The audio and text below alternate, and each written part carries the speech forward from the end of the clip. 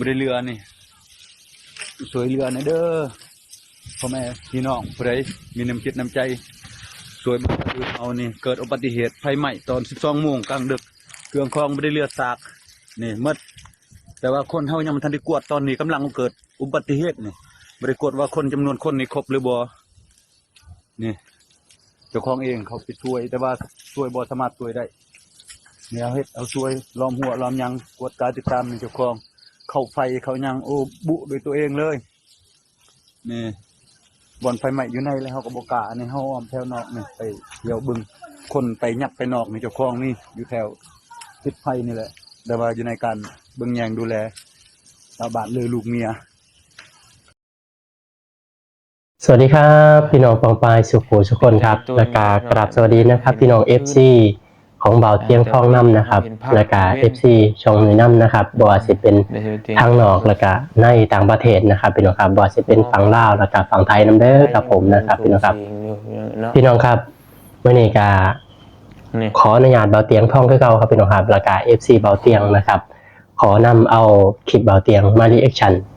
คือเก่าครับพี่น้องครับ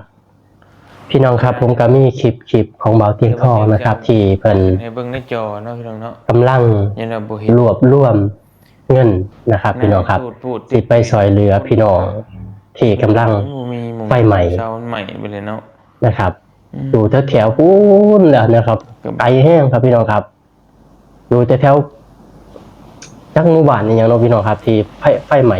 2-3 มื้อนี่นะครับพี่น้องครับกะภาพเบาเตียงทองเพิ่นก็สิรวบรวมเงินนะครับสิซื้อข้าวซื้อน้ำซื้อนมซื้อปลากระป๋องซื้อมานะครับสิไปซอยเหลือครับพี่น้องครับนะครับแต่ว่าเส้นทางนี่มันไกลแห้งพี่น้องครับนะครับต้องลุยป่าลุยภูเขาไปนะครับประมาณ100-200 กิโลพุ่นแหละนะครับพี่น้องครับนะครับเดี๋ยวผมสิให้พี่น้องไปเบิ่งคลิปพร้อมๆกันนะครับก่อนพี่น้องสิไปเบิ่งคลิปนะครับฝากพี่น้องนะครับกด Subscribe กดคอมเมนต์ให้กำลังใจผมและก็ให้กำลังใจเบาเตียงนำนะครับที่กำลังสิไปซอยเหลือพี่น้องที่ประสบภัยไฟไหม้หมู่บ้านนะครับพี่น้องครับเอาล่ะพี่น้องครับเดี๋ยวไปเบิ่งคลิปพร้อมๆกันนะครับพี่น้องครับเอาพี่น้องกับทักทายสบายดีพ่อแม่พี่น้องเบิดสุขุสู่คนเราพี่น้องนะบ่ว่าอยู่ในและก็ต่างประเทศพี่น้องกันยินดีต้อนรับเข้าสู่ช่องเบาเตียงทองชาแนลคือเก่าพี่น้องเอ้ยมื้อนี้เฮากลับมามาคุยกันเนาะพี่น้องเนาะเรื่องอันน่ะ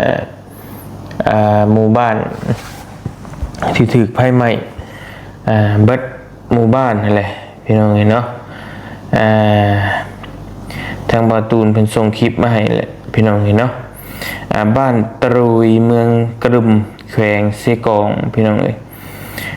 ล่าสุดนี้เห็นเป็นส่งรูปมาให้พี่น้องเลยเนาะหลายคนก็แชร์ลงในเพจในอย่างโอ้ยพี่น้องเลย FC ก็ส่งก็ถึกเป็นใจตนดีเลยพี่น้องเลยเมื่อนั้นเราเห็นกลางคืนแต่วันนี้เราเห็นภาพกลางเว้นเดี๋ยวเตียงเหี่ยวไปเบิ่งงัวโอ้ยไผ่ยังกระมุงสูงสีอยู่เนาะนี่คน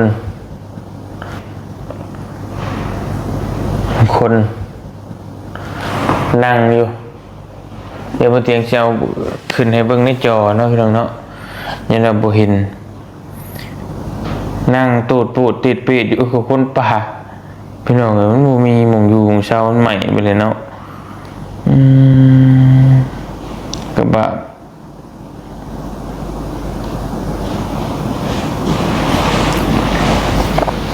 นี่พี่น้องเป็นนี่ภาพบุมิอันน่ะเป็นภาพวิดีโอคนเซียวอยู่จะไปกินจะได้นอนจะได้เนาะโอ้กระบาดดีพี่น้อง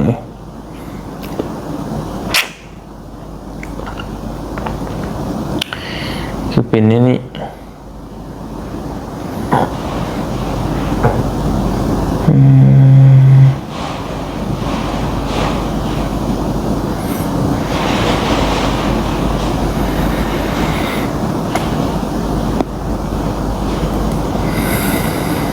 อันนี้ภาพตอนกลางคืน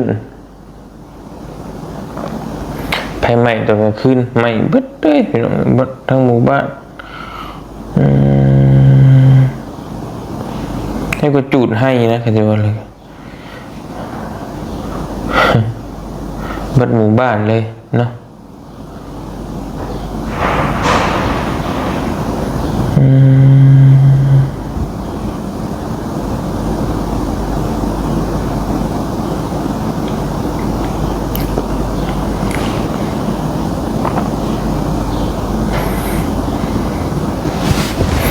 เอาให้กำลังใจกันพ่อแม่พี่น้องเลยทั้งมาเตียงก็ได้คุยกับบอลี่อยู่ ทีมงานก็เพราะว่ามันถ่ายสิไปนี่มันต้องแบบบ้าจ้ะพี่น้องเลยเดี๋ยวได้จากแถวปากเซ่ไปประมาณ200กว่ากิโลเนี่ยเกือบ300มั้งและมันก็ห่างไกล2 ลี้สัญญาณอินเทอร์เน็ตเนี่ยบ่มีพี่น้องเลยเนาะแล้วก็ต้องวางแผนกันดีๆนะพี่น้องเลยแต่คงคิดบ่เตียงคิดว่าตอนนี้ทางภาครัฐเพิ่นก็น่าสิเข้าไปช่วยนี่แล้วแหละเนาะเพราะว่าเพิ่นก็เห็นข่าวหาวนอนเลยพี่น้องเนาะเพราะว่าเพิ่นเห็นข่าวแล้วก็ทางFacebook เพจอย่างต่างๆมันก็ลงไลน์พี่น้องเนาะคิดว่าทางภาครัฐเพิ่นก็เข้าไปช่วยนี่แล้วตอนนี้แต่ว่าถ้าเฮามีพี่น้องบัดนี้เฮามีเฮาก็สิไปช่วยเพิ่มเติมเนาะพี่น้องเนาะไปช่วยอีกแห่งหนึ่งนะเพราะว่าจังไดมันของกินของอยากเนี่ยมันก็บ่พออยู่แล้วขนาดว่าหมู่บ้านบ่ได้ไผใหม่ไผหยังเฮาเครื่องของไปแจกก็ยังบ่พอกันกินก็นับทาแล้วสิน้องที่ว่าอันนี้หมู่บ้านนั้นไผใหม่บ่เลยจะสิกินหยังมีหยังก็กินเบิดนะบ่เตียงคิดว่าเบิ่งเนาะแม้แต่น้ำสิกินมันยังโอ้ยคิดมาแล้วก็อุกเอามโนในพี่น้องเอ้ยเนาะไปคิวกันจังได47หลังคาเฮือนตามที่ข้อมูลเพิ่นบอกมาเนาะหลายเติบได้หลายร้อยเติบพี่น้องเอ้ยเพราะว่าครัวเฮือนหนึงก็ประมาณอย่างต่ำก็มีได้ 2-3 คน4คนบางครอบครัว5 6 7 8คนก็มีครอบครัวใหญ่ๆนี่ลูกเพิ่นหลายเนาะพี่น้องเนาะตำรวจเตียงก็พังเบิ่งนั่นแหละพยายามพี่น้องเนาะของเป็นบางส่วนบ่เตียงก็พอมีอยู่พี่น้องเพราะว่ามันบ่มีอีหลีเราก็สิเอาเข้าในเหล้าเท่านี้แหละ3-4 กระสอบแล้วก็แบ่งเป็นถุงกันไปแต่ว่าเฮาก็ต้องมีหลายสิ่งหลายอย่างบ่แม่นว่าแต่แค่นั้นเนาะมันต้องมี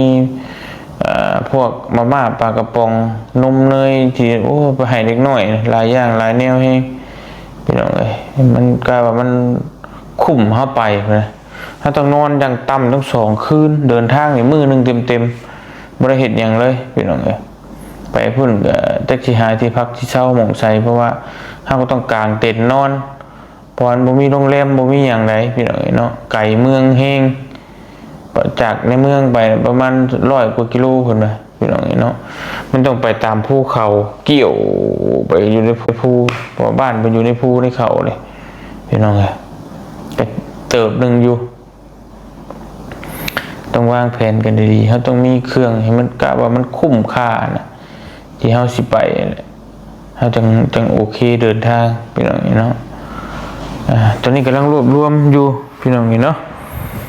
มีทางย่ายใหญ่ใจบุญเพิ่นฝากมาให้ 2,000 บาทเนาะพี่น้องเนาะเพิ่นซื้อว่าพี่สุพรัตน์พี่น้องเอ้ยเป็นอยู่ ประเทศรัสเซียเนาะปาเพิ่นซอยมา 2,000 บาทแล้วก็มีผู้ใหญ่ใจบุญ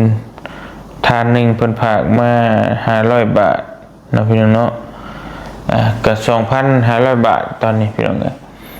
ก็ได้เข้ากระสอบน้อยประมาณ12 ประมาณ10 สอบแหละตอนนี้เนาะเราต้องการ47หรือ50 กระสอบเพื่อ50 กระสอบแล้วก็มาม่าปลากระป๋องต้มขนมนมเลยปลาเด็กเป่งนัวครบหมดเลยพี่น้องพอคนยังบ่ได้มีอย่างตอนนี้เนาะพี่น้องเนาะถ้ามันบ่ทวงบ่ทันก็จังว่ากันอีกเทื่อนึงแต่ว่าเข้าไปตอนไหนก็ได้แน่นอนเพิ่นบ่มีหยังง่ายแน่นอนเพิ่นจะปลูกเฮือนปลูกชานนี่บ่ง่ายแน่นอนตอนนี้ในตอนนี้นะพี่น้องเอ้ยบอกเลยว่าบ่ง่ายอีหยังก็เนาะต้องใช้เวลาหลายเดือนกูจะเข้าล็อกเข้ารอยพี่น้องเข้าไปตอนไหนก็ได้เด้นะตอนนี้นะมีแต่เอาแนวไปให้เพิ่นอยู่เพิ่นกินเนาะโอ้ยโดนเด้พี่น้องเอ้ยจักสิว่าจังได๋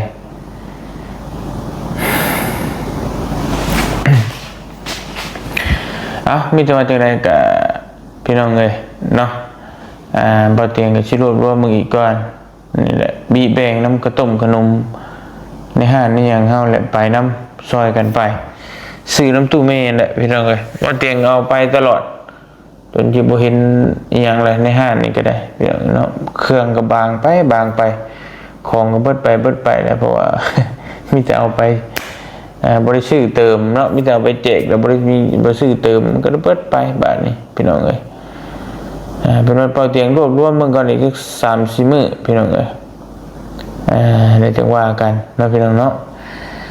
ถ้ามันได้ไวก็ไปไวถ้ามันได้ซ่าก็ไปซ่านะพี่น้องรวบรวมมืออีกก่อนนะจะได้ก็ขอบคุณขอบคุณขอบมุกขอบใจหลายๆพี่น้องFC เพื่อนสกูทุกคนที่ติดตามและรับชมและก็รับแพงโดยตลอดมาสอยเป็นกำลังใจให้ป้าเตียงและทีมงานโดยตลอดมาขอบมุกขอบใจหลายๆนะพี่น้องเนาะสำหรับพี่นี่ป้าเตียงมาแจ้งพี่แจ้งน้องประมาณจำนี้ก่อนเนาะป้าเตียงกำลังรวบรวมของอยู่พี่น้องเอ้ยได้เครื่องของพอสมควรกับป้าเตียงที่เดินทางไปแจกจ่ายให้กับผู้ยากไร้ได้กินได้ยะเนาะอยู่ดีมีแห้งพระสกูทุกคนสบายดีนี่แหละครับพี่น้องครับเส้นทางที่สิไปซอยเหลือพี่น้องที่กำลังประสบภัยไฟไหม้หมู่บ้านนี่พี่น้องคืออย่างที่เบาเตียงเว้านี่แหละครับพี่น้องครับมันไกลแห้งพี่น้องครับอีกอย่างมันก็บ่มีฮอดสัญญาณอินเทอร์เน็ตเด้พี่น้องถ้าไปพุ่นแหละถ้าถ่ายคลิปถ่ายอีหยังถ่ายวิดีโออีหยังนี่สินะครับพี่น้องครับถ้าถ่ายคลิปถ่ายวิดีโออีหยังนี่ก็สิบ่ได้ลงเด้พี่น้องครับเพราะว่ามันไกลมันบ่มีฮอดไฟฟ้าบ่มีฮอดอินเทอร์เน็ตก็มันอยู่ในป่าอยู่ในภูเขานะพี่น้องครับเพื่อสิไปฮอดนี่มันก็ต้องใช้เวลามื้อนึงเต็มๆนะครับเวลาเดินทางนะครับเพราะว่า200 กิโลมันบ่คืออยู่ประเทศไทยได้พี่น้องเส้นทางมันก็แบบว่ามันก็ดีเนาะพี่น้องเนาะอันนี้มันเส้นทางอยู่ประเทศลาวเฮามันก็ต้องลุยป่าลุยเขาไปนะครับกดเหนี่ยวไปจังซี่นะครับพี่น้องครับนะครับเส้นทางมันบ่แม่นว่าไกลๆได้พี่น้องครับการที่สิไปช่วยเหลือผู้คนสิไปช่วยเหลือพี่น้องผู้ที่ลำบากนี่นะครับก็เนาะก็ต้องบอกว่าเบาเตียงก็เมื่อยอีกแล้วครับพี่น้องครับเมื่อยอีกแล้วนะครับที่เบาเตียงมาแจ้งบอกพี่น้องนี่ก็นี่เพิ่นก็บ่ทันได้นอนพี่น้องเพิ่นนอนดึกนะครับพี่น้องครับเอาล่ะพี่น้องครับก็เป็นกำลังใจให้เบาเตียงนะครับสู้ๆนะครับพี่น้องครับพี่น้อง FC ก็ยังเป็นกำลังใจให้เบาเตียงนะครับเพิ่นก็รวบรวมเงินเนาะพี่น้องเนาะกำลังสิไปซอยเหลือนะครับเฮ็ดจังได๋พี่น้องครับเพราะว่าพี่น้อง